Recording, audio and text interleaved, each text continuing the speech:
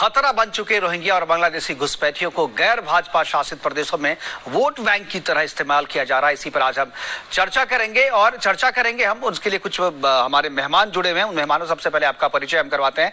कैलाश सोनी जी हैं, सांसद राज्यसभा बीजेपी की तरफ से रहेंगे। कैलाश जी आपका स्वागत है। इसके अलावा चंद्रमोहन शर्मा जी कांग्रेस की तरफ से रहेंगे, आपका भी स्वागत है चंद्रमोहन जी। अजय कुमार जी पूर्व IPS, आपका भी स्वागत है। और किशोर त्रिवेदी जी रहेंगे, राजनीतिक विश्लेषक के तौर पर हमारे साथ, इनका भी स्वागत है। सभी मेहमान हमारे साथ जुड़ गए हैं और सभी को अगर मेरी आवाज मिल रही है तो मेरा सबसे पहला सवाल चंद्रमोहन शर्मा जी आपसे है कि जिस तरीके से रोहिंग्यास अपनी पैठ बढ़ा रहे हैं देश में, हर एक राज्यों में रोहिंग्या करीब 40 से ज्यादा रोहिंग्या जो है अभी पकड़े गए हैं पिछले दिनों दिल्ली से और उत्तर प्रदेश से। इसके अलावा अभी जो खबर आ रही है वो छत्तीसगढ़ से है कि छत्तीसगढ़ में बहुत ही ज्यादा बड़ी संख्या में ये ना सिर्फ वहां पर अपराध को बढ़ावा दे रहे हैं बल्कि वहां पर आम लोगों के साथ मिलकर के अपनी प्लानिंग भी कर रहे हैं और यहाँ उनको संरक्षण सरकार की तरफ से दिया जा रहा है। वहां जो लोग हैं, स्थानीय प्रशासन में जो लोग हैं, उनकी तरफ से भी इनको वोटर आई कार्ड और जो आधार कार्ड है वो बना करके इन्हें नागरिक बनाया जा रहा है। वोट बैंक की तरह इनका इस्तेमाल किया जा रहा है।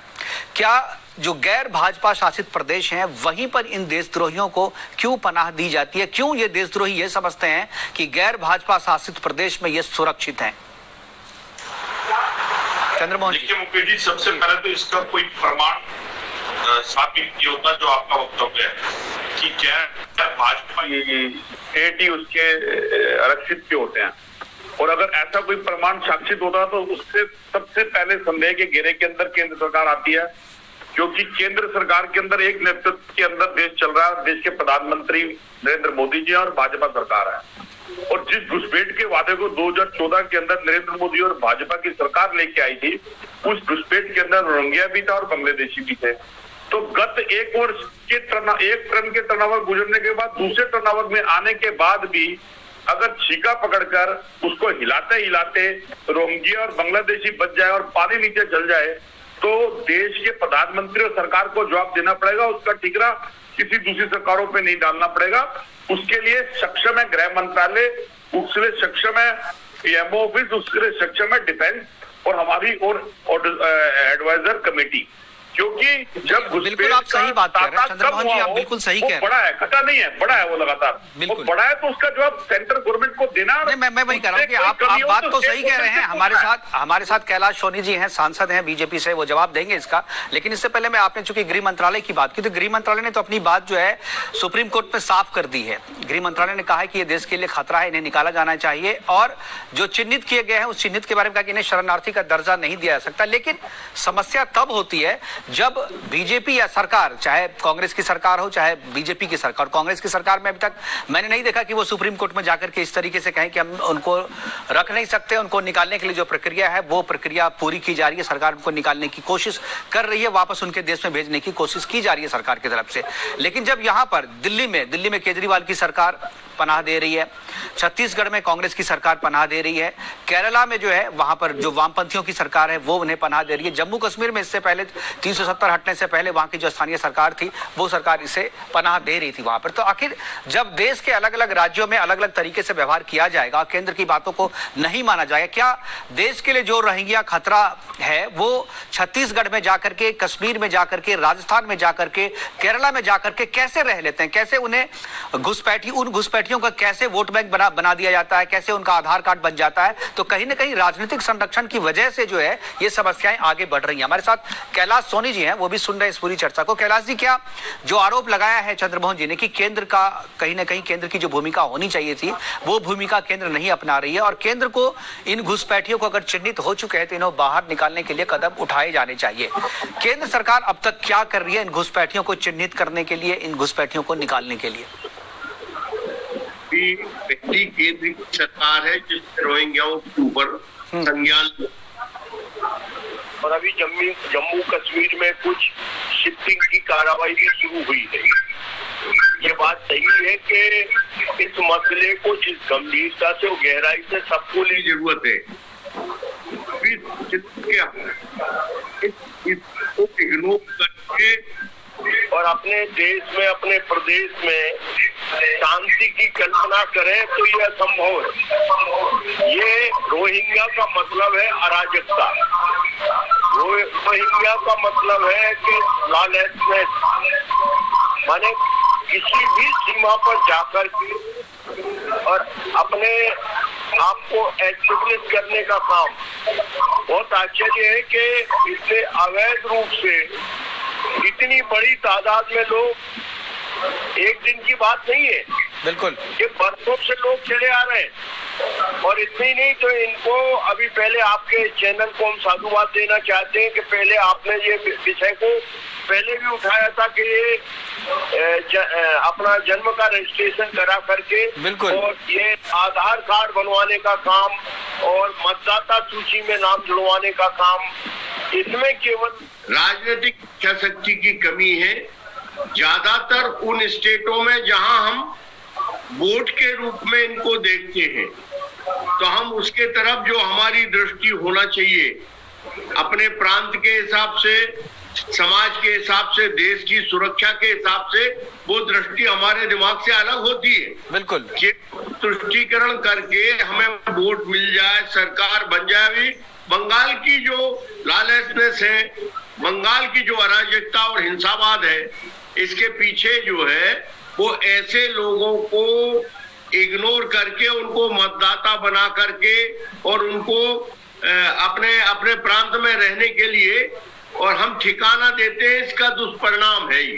बिल्कुल सही कहा आपने। जन पंजीकरण जिहाद में हमने इसी चीज को दिखाया था कि कैसे स्थानीय प्रशासन के सहयोग से ये घुसपैठिए, ये रोहिंग्या और बांग्लादेशी घुसपैठिए अपना जन्म प्रमाण पत्र बनवाते हैं, और उसके बाद एक बार आपके पास जन्म प्रमाण पत्र बन गया तो उसके बाद आगे का रास्ता जो है आपका बिल्कुल साफ है। जो एनआरसी में जो डॉक्यूमेंट्स मांगे जाते हैं, उन्हीं डॉक्यूमेंट्स को ये लोग इन्हीं राज्यों में, खासतौर पर मैं चंद्रमोहन जी, मैं वापस आपके पास आना चाहूंगा कि ये जो फर्जी कागजात जो बनाए जा रहे हैं दूसरे हर एक राज्यों में, ऐसा नहीं कि केवल कांग्रेस शासित या गैर भाजपा शासित प्रदेशों में भी ही इस तरीके की समस्याएं हैं, लेकिन ज्यादातर जो इस तरीके के मामले आए हैं वो गैर भाजपा शासित प्रदेशों में है।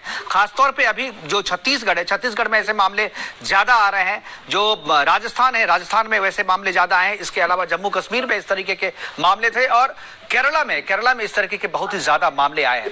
क्या आपको लगता है चंद्रमोहन शर्मा जी कि इसमें सरकार की कहीं ना कहीं मिली भगत है और बांग्लादेश से जो घुसपैठी आए हैं, रोहिंग्या जो यहाँ पर रह रहे हैं, उसमें कहीं ना कहीं उसको वोट बैंक की राजनीति इसके पीछे एक कारण है? अभी जो वेस्ट बंगाल का जो चुनाव हुआ था उसमें भी यही चीज देखा गया था। वर्षों से, दशकों से वहां पर जो सरकार थी वहां पर इन घुसपैठियों को वोट बैंक के तौर पर इस्तेमाल करती रही है और इसको कहीं ना कहीं वहां का स्थानीय प्रशासन सरकार के दबाव में सहयोग देती आ रही है। इसमें कहीं ना कहीं कांग्रेस भी जिम्मेदार है और अभी जो छत्तीसगढ़ में हो रहा है तो वहां तो कांग्रेस की सरकार है, तो वहां तो कांग्रेस को बिल्कुल कटघरे में लिया जा सकता है। देखिए मुकेश भाई, आपने बहुत लेजेंड और बहुत बढ़िया क्वेश्चन उठाया और मैं आपको साथ आपकी पत्रकारिता को, देखिए आप विषय पर मैं जवाब दूंगा, बड़े ध्यान से आप देखिएगा। जो आपने गंभीर प्रश्न उठाया उसके साक्ष्य के ऊपर भाजपा सरकार 2014 में बहुमत लेके आई है। भाजपा सरकार बिना कमेटी बिठाए, बिना विपक्ष को अपने कंट्रोलेंस में लिए हुए, बिना किसी कोर कमेटी की मीटिंग करे हुए 3 तलाक पे बिल पास कर सकती है, धारा 370 के ऊपर बिल पास कर सकती है। तो ऐसा क्या है कि लोंगिया और घुसपैठ के ऊपर अभी तक उसको एनआरसी के विषय के ऊपर जिन स्टेट के ऊपर देश के अंदर नुकसान हो रहा है घुसपैठ का, उसको ना आप सपोर्ट करोगे ना मैं सपोर्ट करूंगा, एक बिंगे हिंदुस्तानी। तो ऐसा क्या है कि मेरे मित्र बैठे हैं और भाजपा बैठी है जो इस चीज पे क्लैरिटी नहीं देना चाहती। जब कहीं उनको जरूरत पड़ती है उस समय वो फौरन मुद्दों को उठा लेते हैं, या आप जैसा कोई चैनल या आप जैसा कोई पत्रकार जब उनकी आंख खोलने के लिए ऐसा न्यूज ले आते हैं तो अपनी वक्तव्य के अंदर इस तरह की फूट ले आते हैं जिससे ये साबित करने की कोशिश करते हैं कि हमने ही इस मुद्दे को उठाया है। तो उसका सबसे बड़ा चीज अपराध है कि झूठ, फरेब और धोखा, झूठ फरेब और धोखा वही है भाजपा का जो इस तरीके के घुसपैठ को रोकने के लिए, इस तरीके के घुसपैठ को रोकने के लिए लेखा जोखा लेके भाजपा आती है हमेशा, और उसी के लिए अब सोनी जी इस बात को कह रहे हैं। ये संसद है, मैं पूछना चाह रहा हूँ क्या कभी संसद की भूमिका में आपने सदन में इस मुद्दे को उठाया है? बाकी के साथ नहीं उठाया होगा। जब उठाएंगे जब इनको तो एनआरसी तो संसद में ही बना है ना, यूपी का एनआरसी सीएए तो संसद से ही आया है ना चंद्रमोहन जी, तो इसका आप लोग विरोध क्यों कर रहे हैं? देखिए बिल्कुल मुकेश भाई, हम विरोध नहीं कर रहे। देखिए जब किसी एनआरसी के अंदर अगर किसी भी शख्स व्यक्ति के पास उसके प्रमाण है, जिस प्रमाण को देश का संविधान और कोर्ट वाजिब ठहराती है, तो वो देश का नागरिक ठहरता है। ये अब से नहीं, पहले से होता हो रहा है। और जिसके पास प्रमाण नहीं है, नेचुरली वो इस देश का नागरिक नहीं है। नहीं, यही तो सवाल है ना चंद्रमोहन जी, यही तो सवाल मैंने किया है कि कांग्रेस शासित या जो गैर भाजपा शासित प्रदेशों में ही इस तरीके के फर्जी डॉक्यूमेंट्स क्यों बनाए जा रहे हैं? क्यों उत्तर प्रदेश से इस तरीके के मामले नहीं आ रहे हैं? क्यों जहां पर गुजरात में इस तरीके के मामले नहीं आ रहे? ऐसा नहीं करें कि जीरो है, लेकिन वहां पर कम है, वहां पर पकड़े भी जा रहे हैं, वहां पर तुरंत कार्रवाई भी हो जा रही है। लेकिन इस बार जो वेस्ट बंगाल का जो चुनाव है उसमें देखिए कितनी बड़ी संख्या में घुसपैठियों को वोटर बना दिया गया वहां पे, और वो तो पहले से सीपीएम की सरकार थी, 35 साल से वहां पर ऐसा, 40 साल से ऐसा होता आ रहा था। तो इसको कहीं ना कहीं तो कांग्रेस केंद्र में थी, तो कांग्रेस को भी तो जवाब देना पड़ेगा ना। मुकेश जी देखिए, अभी भाजपा की सबसे ज्यादा स्टेट गवर्नमेंट है। अगर देश के लेकिन वहां पर इस तरीके की बातें सामने नहीं आ रही है। हमारे साथ अजय जी हैं, पूर्व आईपीएस मैन, मुझे लगता है कि इनके अनुभव से मैं कुछ जानना चाहूंगा। ये अन्याय होगा अगर आप मेरी बात को काट देंगे। देखिए जब भाजपा के सबसे ज्यादा स्टेट है और उस स्टेट के अंदर अगर आपने एनआरसी की काउंटिंग पूरी कर ली जाए, कब की हमारे पास रजिस्ट्रेशन है, कब के दस्तावेज हमें दिखाते हैं? क्या 2014 के बाद की गिनती हुई है? अगर वो गिनती करके सब स्टेट के अंदर आपका है, तो आधा हिंदुस्तान से क्या 1/4 बचेगा सिर्फ, जिसके लिए प्रॉब्लम आएगी। तो उसके समाधान के लिए आप किसी भी उंगली उठा के ब्लेम लगाइए। लेकिन जब आप एक गोले के 75% हिस्से के अंदर काट जा सत्ता लेके और 25% हिस्से पे विपक्ष काट जा, और आप 25% हिस्से को क्वेश्चन चिन्ह करे और 75% की 25% हिस्से में ही क्यों फर्जी कागजात बनाए जा रहे हैं? इसी 25% हिस्से में ही क्यों घुसपैठिए देशद्रोही जाकर के जमा, उनको क्यों लग रहा है कि इसी 25% में हम जो है सुरक्षित होंगे और यहीं पर सरकार हमें बचाएगी, बाकी जगहों पर हम जो है एक्सपोज हो जाएंगे? 370 हटने के बाद से क्यों वहां पर सारे लोग बाहर आ गए, क्यों वहां से भाग गए सारे रोहिंग्या, जिससे पहले तो वहां पर रह रहे थे? तो ये सवाल है। हमारे साथ आनंद कुमार जी हैं, पूर्व आईपीएस है, मैं उनके अनुभव से कुछ जानना चाहूंगा। आनंद जी, जिस तरीके से ये पूरा मामला आप सुन रहे हैं यहाँ पे, जिस छत्तीसगढ़ में जो मामला आया है, क्या आप बता सकते हैं कि किस तरीके से प्रशासन की कमियों का या खामियों का फायदा उठाकर इस तरीके के लोग जो है फर्जी कागजात बनवाते हैं? और ये ना सिर्फ पॉलिटिकल पार्टी में, मुझे लगता है कि आप जैसे लोग जो आईपीएस अब काम में आप लोग होंगे, जब आप कार्य कर रहे होंगे, उस समय इस तरीके के मामले आपके सामने भी आएंगे। कैसे आप पहचान करते हैं, या किस तरीके से आदमी पहचान करें कि ये आदमी फर्जी है? क्योंकि अगर मेवात जैसे इलाके में, जिस तरीके की इस पे हम लोगों ने खबर भी चलाई थी कि मेवात जैसे इलाके में जहां पर पहले से भी मुस्लिम आबादी है, और वहां पर किसी रोहिंग्या को आकर के बसाया जाता है और प्रशासन से कहा जाता है कि नहीं, ये हमारे जानने वाले हैं, ये हमारे रिलेटिव हैं, और उनके आधार पर उनके फर्जी कागजात बना लिए जाते हैं, तो फिर ऐसे लोगों की पहचान कैसे की जाए? आनंद जी, आपने बहुत सही प्रश्न उठाया है जी, और इस विषय को उठाने के लिए भी मैं आपको धन्यवाद देता हूँ जी। देखिए, ये विषय अपने आप में बहुत गंभीर है और ये आज की समस्या नहीं है। समस्या ये है कि जो धर्मनिरपेक्षता के नाम पर जो मुस्लिम वोट बैंक की राजनीति जो पार्टियां करती हैं, वो प्रायः ऐसे जो भी लोग आ रहे हैं उनको संरक्षण देती है। वेस्ट बंगाल में ये बहुत समय से, जिस समय कम्युनिस्टों का शासन था उस समय भी ये हो रहा था। ममता दीदी आई है, उनके शासन में भी यही हो रहा है और वो उनको बाहर निकालने को तैयार नहीं है। कभी कोई पकड़े गए तो कह दिया कि हाँ साहब, मैं आनंद जी, मैं आपसे ये जान, आप लोग पहचान कैसे करते हैं? जैसे कोई मामला सामने आया, किसी ने कंप्लेन किया, उसके बाद आप जाकर के उसके कागजात का निरीक्षण करते हैं और वो उसके बाद मामला सामने आता है, या आप लोग के पास कोई मैकेनिज्म ऐसा है जैसे जिससे इन लोगों की पहचान हो सकती हो? क्या आपके मुखबिर होते हैं, जो कोई इलाके में नया व्यक्ति आया है, कोई अपनी नई पहचान बनाने की कोशिश कर रहा है, कोई नया व्यापार शुरू कर रहा है और उसमें फर्जी कागजात, किस तरीके से, क्या मैकेनिज्म इस तरीके का है, या आपने इस तरीके का अनुभव किया है कि इसे मैकेनिज्म होना चाहिए? देखिए मुकेश जी, मैकेनिज्म की कमी नहीं है, मैकेनिज्म है। जो इंफॉर्मेशन के माध्यम से, दूसरे लोगों के माध्यम से, और वैसे भी जब लोग आते हैं तो उनके बारे में लोकल पुलिस को पता लग जाता है, जानकारी प्राप्त हो जाती है। परंतु समस्या ये है कि जानकारी प्राप्त होने के बाद उनके विरुद्ध क्या कार्रवाई होना है, वो जो है वहाँ की जो लीडरशिप है, पॉलिटिकल लीडरशिप, वो डिसाइड करती है, पुलिस डिसाइड नहीं कर पाती। बिल्कुल, और यही सबसे बड़ी समस्या है। इसी पे हम इसीलिए चंद्रमोहन जी आपसे ये सवाल पूछ रहे थे और जवाब सोनी जी से हम इस पर लेना चाहेंगे, दोनों से। किशोर त्रिवेदी जी हमारे साथ हैं, पूरे मामले को सुन रहे हैं। किशोर जी, अभी तो ये मामला पूरा आपने सुना, छत्तीसगढ़ में जो ये मामला, मैं खासतौर पे उसके बारे में जानना चाहूंगा। छत्तीसगढ़ में ये जो मामला हुआ है और इसके बाद ये चर्चा, क्योंकि ये मामला लगातार आ रहा है, ऐसा नहीं कि छत्तीसगढ़ से पहले नहीं आया है, तकरीबन सभी स्टेट से इस तरह की खबरें हम दिखाते रहते हैं। क्या आपको लगता है कि नॉन बीजेपी रूल्ड स्टेट में इस तरीके की वारदातें इसलिए होती है क्योंकि यहाँ पे, जैसा कि अभी आनंद जी कह रहे थे, कि पॉलिटिकल डिसीजन नहीं हो पाता है? प्रशासन और पुलिस तो पहचान कर लेती है कि ये लोग नए हैं और ये किसी गलत इरादे से यहाँ आए हैं, ये यहाँ के वासिंदे नहीं हैं, लेकिन पॉलिटिकल लोग जो हैं, जो उनको संरक्षण देते हैं, वोट बैंक के रूप में उनका इस्तेमाल करते हैं, वो उन्हें ऐसा करने नहीं देते। क्या आपको लगता है कि छत्तीसगढ़ में भी ऐसा ही हो रहा है? ये बात तो सत्य है कि अपीसमेंट किसने किया ये सब जानते हैं, उनका नाम लेने की आवश्यकता नहीं। उसके बाद इनको समझ में आया दूसरे लोगों को भी कि इस अपीसमेंट से उन्हें बेनिफिट मिल सकता है। उस तरीके से दिल्ली में हुआ, दिल्ली की स्थिति वही आई, बंगाल के बारे में आपने बताया बहुत खुल के, बिल्कुल सही आई। तो नॉन बीजेपी गवर्नमेंट जहाँ जहाँ है वहाँ पे ये समस्या आएगी। एंड जस्ट बिकॉज आपने कई बार हाईलाइट किया, बेबी आपने कहा कि वोट बैंक। अब मैं छत्तीसगढ़ की समस्या जो आपको बताता हूँ, जो सबसे ज्यादा गंभीर है कि छत्तीसगढ़ पहले से ही नक्सली समस्या से जूझ रहा है। विकराल नक्सली समस्या है। नांदगांव के पास आई जहां पकड़ाए गए हैं, अगर मान लीजिए चूंकि ये आतंकी गतिविधियों में लिप्त रहते हैं, ये बात साबित हो चुकी है ना, सारे चैनलों ने प्रमुखता से बताया है।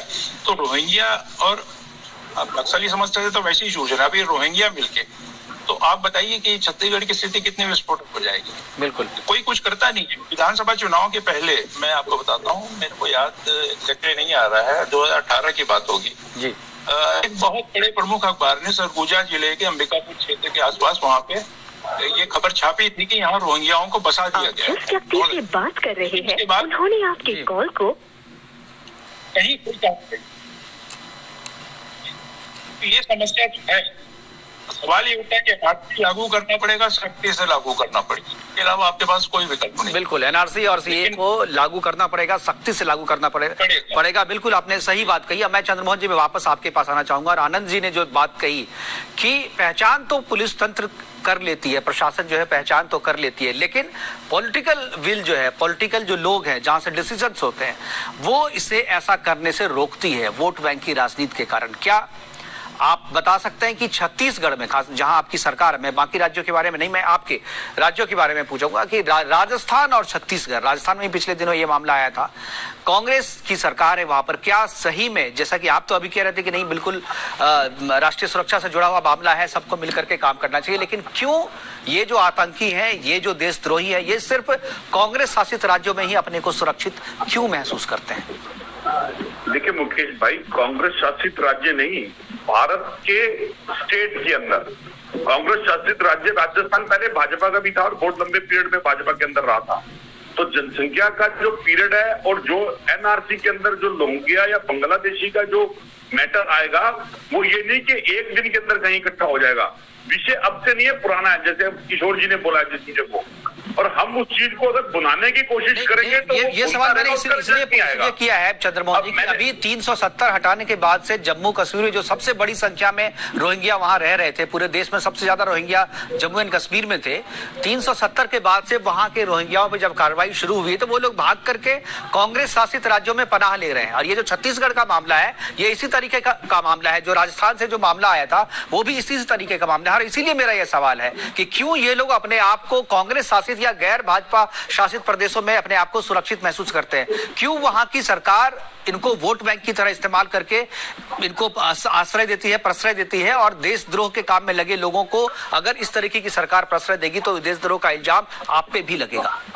देखिए मुकेश भाई, आपने बड़ा गंभीर आरोप लगाया है। वो आरोप अगर कांग्रेस शासित राज्यों पे लगता है तो उससे कहीं ज्यादा गृह मंत्रालय के ऊपर लग जाता है, क्योंकि भाजपा जैसे राज्य सरकार के अंदर गृह मंत्रालय इतना मजबूत होने के बाद अगर आप जो ब्लेम लगा रहे हैं कि कश्मीर के अंदर से घुसपैठ निकल के दूसरे स्टेट के ऊपर गई है, तो ये प्रश्न चिन्ह गृह मंत्रालय की उस आईटी डिवीजन पे पड़ जाता है जिसके तंत्र के अंदर जो डाटा अगर आप उजागर कर रहे हो तो फिर गृह मंत्रालय के अंदर वो सूत्र कहाँ है जो सूत्र इस बात को जजमेंट करके देख नहीं पा रहे कि इतनी बड़ी घुसपैठ देश के अंदर हो रही है और घुसपैठ के नारे के साथ वो राजनीति करने पर अगर सर हो रहे हैं। चंद्रमोहन जी, ये जो लोग पकड़ में आ रहे हैं छत्तीसगढ़ में, जो पुलिस ने कार्रवाई की है, क्या आपको लगता है कि ये बिना सूचना के हुई है? क्या ये इंटरनल इन्फॉर्मेशन के बिना ये गिरफ्तारी हुई है? गिरफ्तारियां हो रही है, इट मीन्स कि कहीं ना कहीं जो तंत्र काम कर रहा है, तभी तो गिरफ्तारियां हो रही है, तभी तो चीजें सामने आ रही है, वरना इतने दिनों से छुपे हुए तो कहां किसी को पता चल रहा था? गिरफ्तारी मुकेश जी गिरफ्तारी नहीं है, जबकि इसके ऊपर बहुत बड़ा एक रैकेट है। उस बहुत बड़े रैकेट को उजागर करना है अगर आपको, तो सबको साथ लाके सदन के अंदर कमेटी बना के सर्वदलीय कमेटी बनानी चाहिए सरकार को, और उसके ऊपर डिसीजन करके जो गृह मंत्रालय के पास पीएमओ ऑफिस से जो भी डिटेल है उसको शेयर करनी चाहिए। तो कोई भी मुख्यमंत्री, कोई भी पार्टी इसके विरुद्ध नहीं जाएगी, क्योंकि देश हित के अंदर सबका हित है। ठीक है, हमारे साथ कैलाश सोनी जी हैं। कैलाश सोनी जी आपके सुझाव को सुन रहे हैं। कैलाश सोनी जी, क्या इनके सुझाव पे कुछ कहना चाहेंगे आप? कैलाश सोनी जी, जैसा कि अभी आनंद जी ने बताया कि जो ही ये बात संज्ञान में आती तो इनके खिलाफ सख्त कार्रवाई करके इन्हें बाहर निकालने का काम करना चाहिए, और इस पे एक ज्वाइंट कॉन्शियसनेस बनाने की जरूरत है देश में सभी को। बिल्कुल, ये ऐसा नहीं है कि इनके आने के बाद आपका समाज जीवन सुरक्षित हो जाएगा। हमारे आने वाली पीढ़ियों के लिए हम ये कितना बड़ा संकट पैदा कर रहे हैं। हो सकता है कुछ पॉलिटिकल गेन किसी को हो जाए, बिल्कुल, लेकिन इससे सुरक्षित नहीं रहेगा, देश सुरक्षित नहीं रहेगा। एनआरसी को बहुत सख्ती से लागू करने की जरूरत है।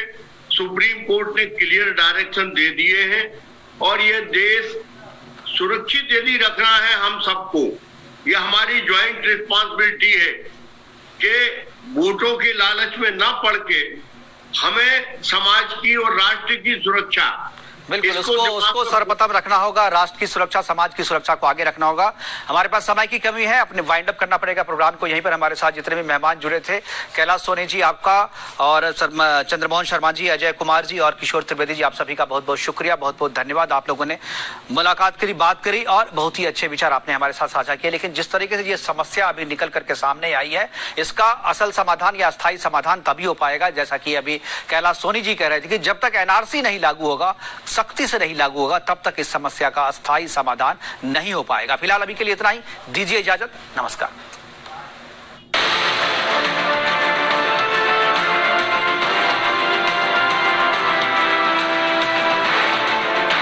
आज दुनिया में डायबिटीज के